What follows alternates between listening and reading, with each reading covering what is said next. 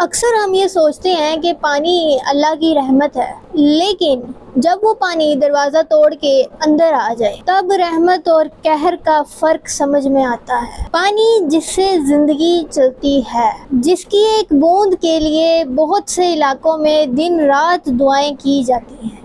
हमारे ही मुल्क में पानी के बिना हम चाय का कप तक नहीं बना सकते, कपड़े नहीं धो सकते, इवन के रोज़ा तक नहीं खोल सकते। लेकिन जब ये ही पानी हद से बढ़ जाए तब इंसान को सब कुछ छोड़कर भागना पड़ता है। आज पाकिस्तान के दो बड़े सूबे पंजाब और सिंध इस बड़े और ख़तरनाक इम्तिहान से गुजरे हैं, और इम्तिहान भी ऐसा जो किताबों में नहीं लिखा होता, सिर्फ ज़िंदगी सिखाने के लिए आती है इंसानों को। पंजाब के दरियाए चनाब, रावी और सतलुज तीनों दरिया एक बहुत बड़े फ्लड से गुजरे हैं जो 2 दहाइयों के बाद आया है। ये ऐसा ही है जैसे ज़िंदगी तुम्हारे दरवाजे पर आकर दस्तक दे और तुम समझ ना पाओ कि दरवाज़ा खोलना है या अंदर से खुद को ताला लगाना। दरियाओं में से इस वक्त पानी के ऐसे ऐसे रेले गुजरे हैं और इतनी तेज़ी से गुजरे हैं कि एक आम इंसान इसको समझ ही नहीं सकता।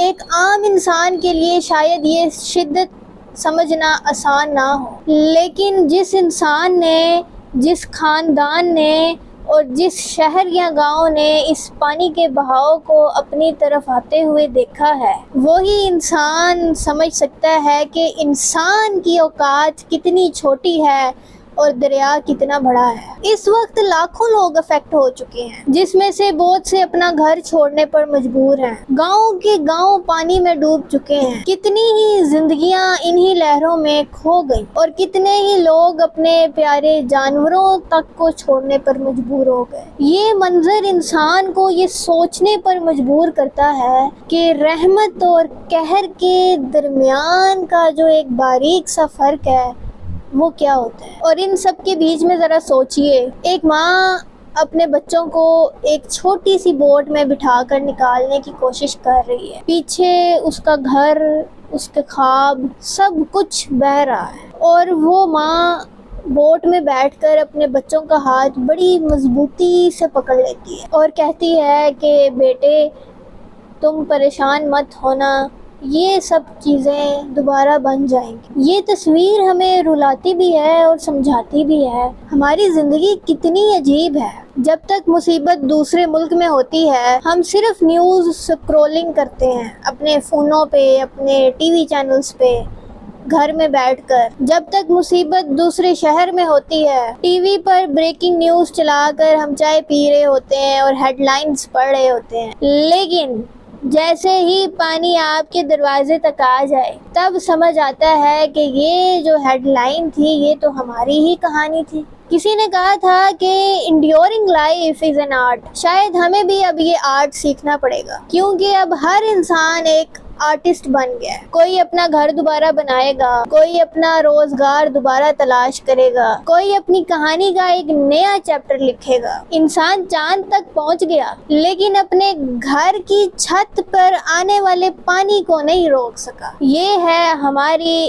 असली कहानी। जरा अपनी रूटीन सोचो। घर में पानी की अहमियत आपको तब समझ आती है जब नलका खराब हो जाए और टैंकी भी खाली हो जाए। इस सैलाब ने ना हमें एक नया सबक दिया है, जब टैंकी भर जाए और घर खाली हो जाए। इस वक्त हमारा जो मुल्क है वो एक ऐसे सुपर फ्लड से गुजरा है जो 20 सालों में भी एक बार नहीं आया। हर तरफ एक खौफ की लहर है कि कल क्या होगा, यानी कि जो आने वाले साल हैं उनके अंदर जो क्लाइमेट चेंजेस होने हैं, उसके बाद जो नुकसानात होने हैं, तब क्या होगा। ये तो एक ट्रेलर था, लेकिन यहाँ पर एक तसल्ली की बात ये है कि हमारे सुपर हीरोज, हमारे इंडिविजुअल्स, हमारे जो क्रिएटर्स हैं, जो एक्टर्स हैं, जो इंडिविजुअल्स हैं, जिनके पास इस्ताअत है, उन्होंने लोगों का बहुत साथ दिया है इंडिविजुअली तौर पे। I am not talking about any government और ऑफिशियल पीपल्स। आम लोग भी खुद अपने लोगों के साथ खड़े हैं। यही हमारी असल कुव्वत है कि लोग अभी भी एक दूसरे के काम आ रहे हैं। दुख की बात यह है कि पूरे शहर, पूरे गांव इस सैलाब की नज़र हो गए हैं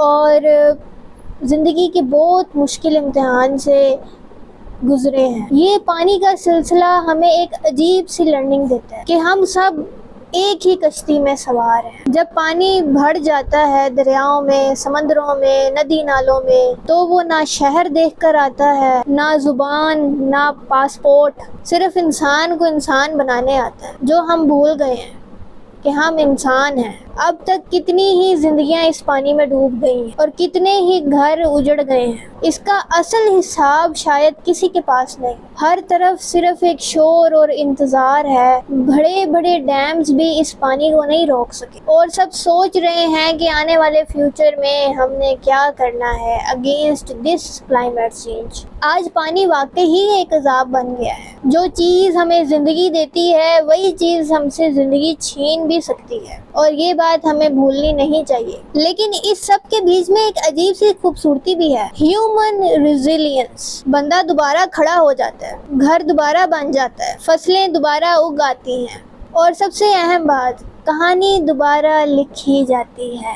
इंसान के पास दुनिया का सबसे बड़ा दिमाग है, लेकिन पानी के सामने वो बच्चा बन जाता है। पानी सिखाता है कि तुम्हारी एरोगेंस, तुम्हारी प्लानिंग्स, तुम्हारी स्ट्रेटजी सब बहुत छोटे हैं। तुम्हारी असल ताकत सिर्फ एक ही चीज़ में है, वो है तुम्हारा सब्र।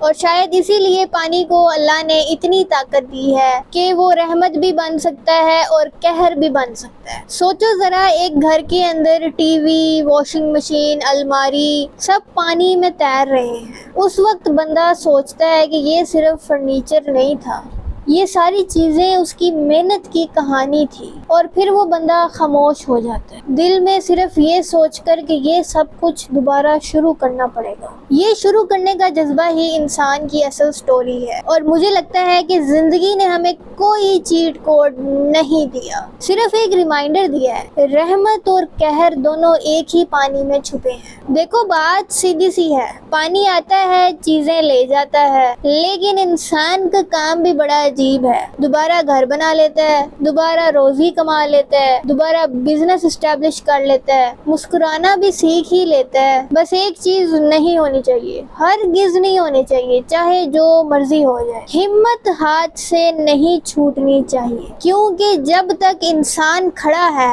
ये मुल्क भी खड़ा है और कहानी वही जिंदा रहती है जो दोबारा लिखी जा सके।